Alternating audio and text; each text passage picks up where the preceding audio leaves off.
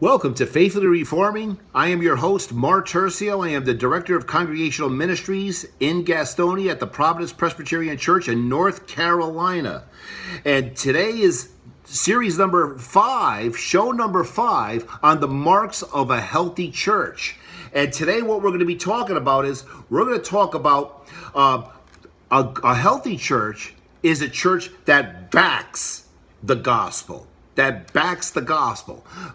In our last show, we talked about the conduct of a healthy church, how it's mission focused. It's focused upon the gospel and getting that message out, and how it's done by the regenerating spirit of God.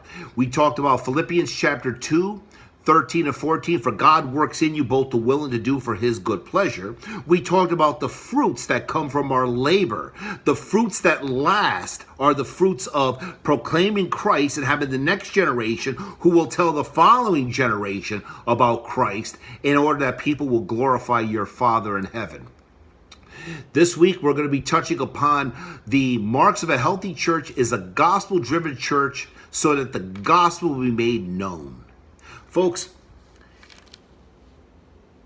all of us who attend a church, where do the funds of the church go to? Now, typically what happens is, in independent churches, those are churches that have no accountability. They have a different church government, not a church government that is run by elders called Presbyterian, where there is accountability, where certain behaviors cannot be you can't get away with because there is accountability. But I'm talking about those churches where their pastors have airplanes and they have mansions and they got all these things, and they promise to you that the more you give, the more God will give to you back just for the best of your life now and all the benefits of this life, and they promise you good health and everything else. If you go back to the first program we did, 1, 2, 3, 4, now we're on 5, you'll see exactly where that's not really a healthy church. Just go back and listen, then comment after you listen to the first 4, which is on our link there, Faithfully Reforming. You know, we all give money to church. We may give to charities. Some give to social programs. It's interesting on how some of the churches that I work with the towns in giving a social thing, but it's interesting the towns don't want you to talk about Jesus Christ. I was in a church, working with a church. Thankfully, God shut that church down, and I'm happy about that. And that's because they wanted to work along with the state. So when I called the state and I says, hey, you know what, I definitely want to give. Could I come to there and talk about the life, death, and resurrection of Jesus Christ? No, well, we're interfaith. Oh, okay. And of course, that church got mad when I said, listen, they want what's on the master's table, but they don't want the master. The limited funds we have should be given to the proclamation of the gospel in your area. I've even mentioned in the various churches I work with is, why do we not give 10% to the mission of getting the gospel known in the region where your church is located?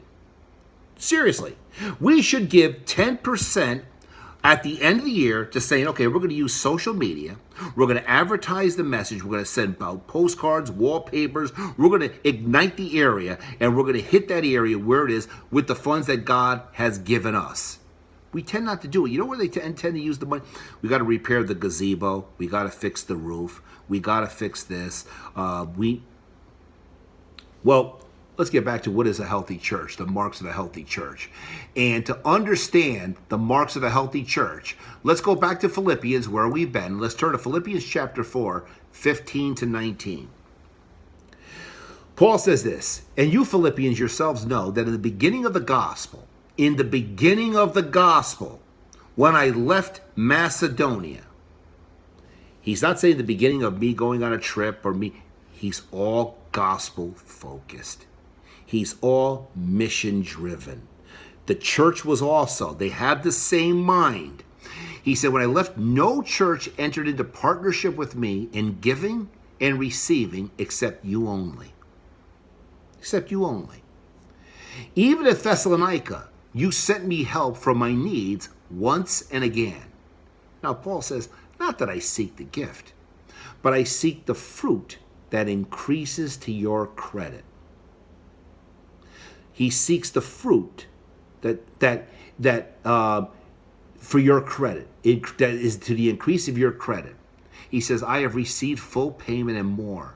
I am well supplied. I got the gift that you gave Epaphroditus. He calls it a fragrant offering, a sacrifice acceptable and pleasing to God. What were they giving him to? Well, Paul didn't have a place to lay his head. Interesting enough, the master didn't have a place to lay his head. Okay? He gave up all to follow Christ, and Christ may call you to give up all to follow him. But what is interesting about this is they gave so that Paul can journey outside of Macedonia, to Thessalonica, to Asia, to Rome, to Ephesus. Where did he get all the money? A matter of fact, if he had to pay for all that journey, imagine that today. I mean, today, we're using funds to build elaborate homes and things like that. No. See, they gave specifically because they knew the apostle was going to go 24/7 preaching Jesus Christ. They saw to his needs. And what Paul did was he said to these people in Philippi, man, you're the only church that entered into this. And you even saw to my needs in Thessalonica, and I wasn't even looking for the gift, but you gave it to me. You sustained the mission to continue. And I am thankful that God will increase your needs and put this to your credit that you gave for one specific purpose. Not to the social government, not to a socialized gospel, not to shoeboxes across the sea. He actually went to the places, preached that that's where the funds were used, folks. Okay, we appease our conscience by saying, well, I give to this place and I give to this place because they're building houses and they're sending food and these things are good. But our number one, God gave us a job. He gave us monies. And when you use it specifically for the means of the gospel, there's a fruit that comes from God that increases to your credit. God will say, you heard me. You gave to the message in which I sent my son into the world. That we could do all the other things out of good intentions, but specifically a church is to give for the ministry of that word to be proclaimed.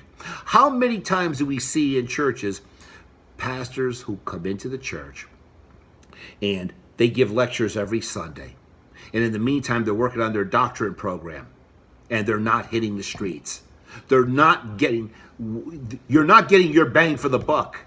Okay, and also, congregation, it's on you, as we saw in the Philippian church. You don't hire him to do all the work. His job is to equip you and to multiply himself so that 50 people, 100 people, 200 people are going out into the neighborhoods.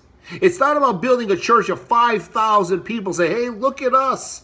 We must be doing something good. A good, healthy church, folks, and this is my own thing, 300 people. And the 300, you're taking 50 families and you're planting another church in another neighborhood and you're multiplying yourself. That's the ideal thing. It's not about building the Taj Mahal where people could say, look at that building, look at the fellowship hall, look at the gymnasium, look at the pool, look at the golf course. Have we forgotten whom we serve? We don't serve ourselves. We're here. We don't know the time period and how long we're here.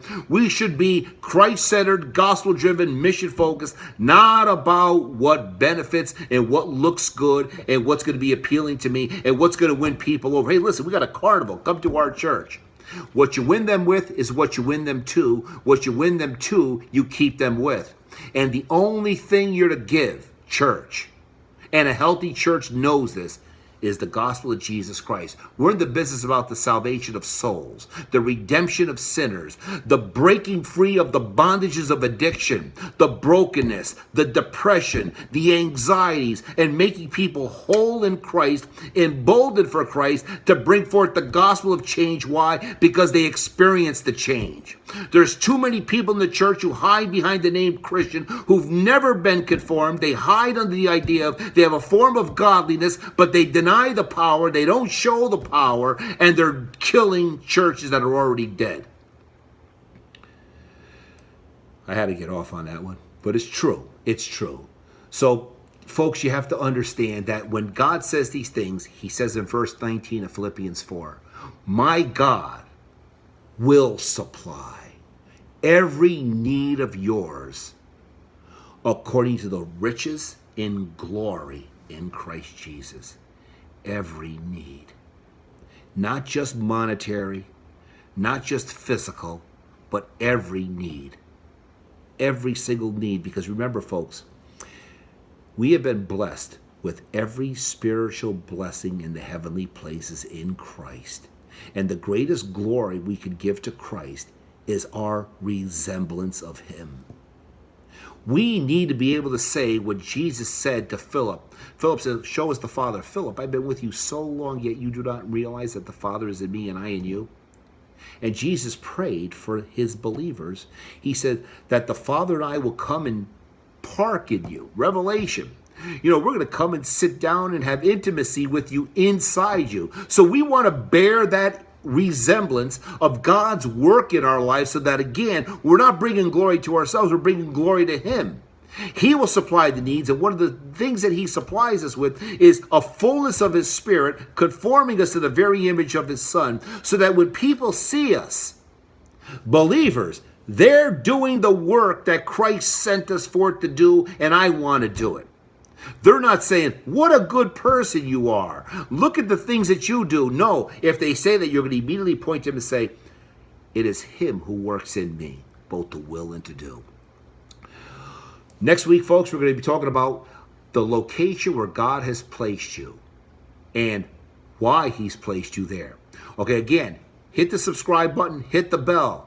My goal is to wake up the churches that have fallen asleep, to wake up dead churches. May God have the mercy and grace to do that, and to encourage us to look for the marks of a healthy church, and also to look at ourselves. Are we a healthy member of that church?